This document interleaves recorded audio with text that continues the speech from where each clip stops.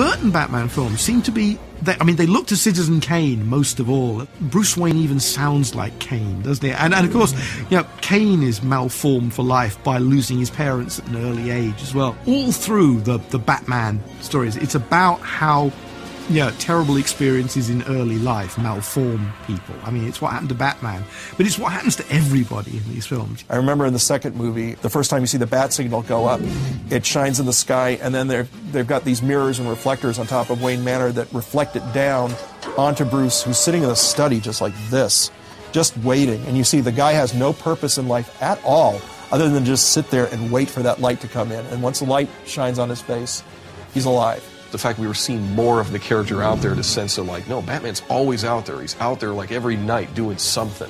And that was a key thing to making the legend work. Are you concerned about that strange, heroic penguin person? I think he knows who his parents are. He's a weird character, he's somebody who's likes to remain hidden and in some ways repressed, and that's a hard thing to portray in a kind of an extreme comic book movie. Michael just, is very, after going through one of them, he came into it with real strength and knowing of the character. So, and it helps because it gives it the foundation and it makes it Batman. When Tim and I talked about doing the character again, I wasn't necessarily looking to expand the character in terms of more lines, more to do. He and I both agreed, let's just take the things we've discovered now, because we had to figure it out in the first movie, and see what really are the best parts of him and make those parts richer. I'd done the movie once before, so I knew the fundamentals. The romantic aspect was another level that we didn't get to see in the first one, and I was more relaxed because I was in LA. I've gone to my own home at the end of the day. For me, there were a lot of aspects that were more enjoyable. Mistletoe can be deadly if you eat it. A kiss can be even deadly. He's the only actor I know who would go through my script and goes, I should say less here. I should say less here. I had so many angry Batman rant speeches. And he's like, Batman would never say that. Like, Batman should just say this line right here. And, usually he was right. He definitely wanted to go darker all the time, which was fine with us. A lot of people complained that our Batman actually killed people. And like some purists were saying, like, Batman would never kill people. But I would always say, we don't live in the time where you can drop criminals off with a net on the front of City Hall. The times are darker, so, you've got to make your character darker. Alfred is one of the most powerful characters in the cast.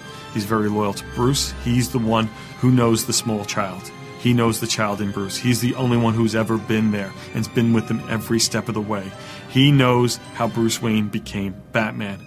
He understands it. He accepts it. He's part of it. Certainly in the Tim Burton films, there was this wonderful, almost childlike simplicity to the Batman character. I'm doing my stuff, and he has no idea how the phone bill's getting paid.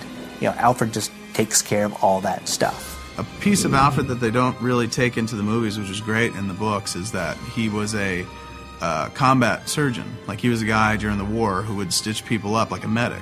So when Batman comes back after a night of getting the crap knocked out of him, Alfred puts him back together again. And you don't really get that in the movies too much. I was in a play in New York, and it was called Breaking the Code, and I won an award for it. And as I was getting the award, apparently Tim saw this, and he said, I know that man. You'd believe anything he said. We'll have him.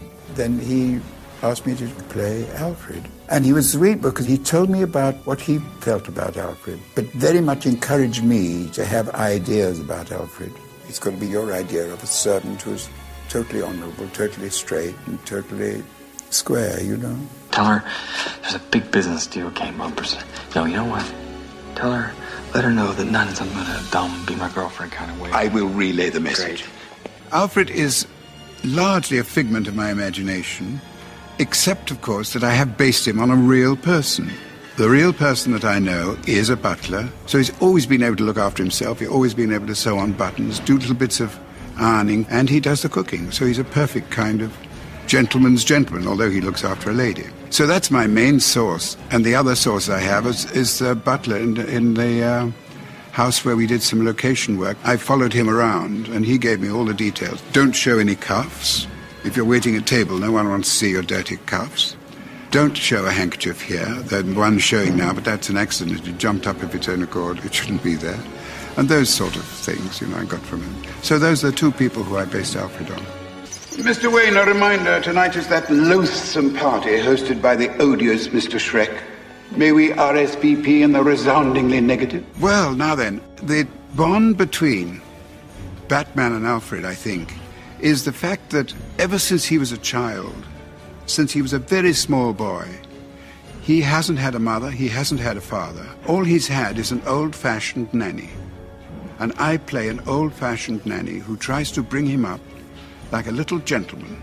In a way, I think this suits my character. Alfred suits my character. He is a nanny.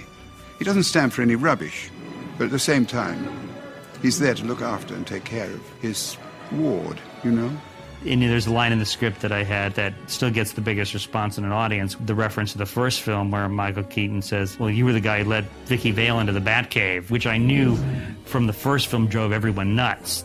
So I had some fun at Alfred's expense in that one. Once you've got the idea, you've got a rope to hang on to, then you can go anywhere, And I felt that with Tim. We could go anywhere,